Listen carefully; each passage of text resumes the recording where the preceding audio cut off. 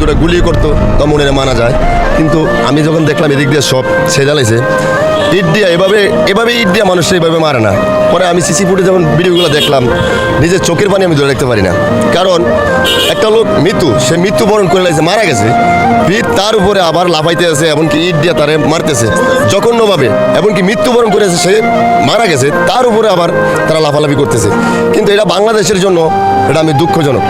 এটা 4 থেকে 5টা লোকে এই জায়গার ভিতরে এতগুলো লোকগুলার মারলো, হাজার হাজার মানুষ তাকায় দেখতেছে, যাইতেছে, তখন কেউ প্রতি উত্তর করে না।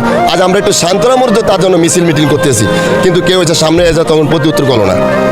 এবং আমার কথাটা হয়তো কেউ অন্যভাবেও নিতে পারেন। যখন তারা 4-5টা লোক মারতেছে, এখানে হাজার হাজার লোক আইতেছে যাইতেছে, ধরেন একটা লোক আরেকটা লোকে ধরেন, দেখেন ওরা পালায়া দৌড় দিব, কিন্তু মারতেছে, সেজাইতেছে, লাইতেছে, পাবলিক ফাংশনে সবাই দেখতেছে। আজকে আমরা তাকে নিয়ে মিছিল মিটিং করতেছি।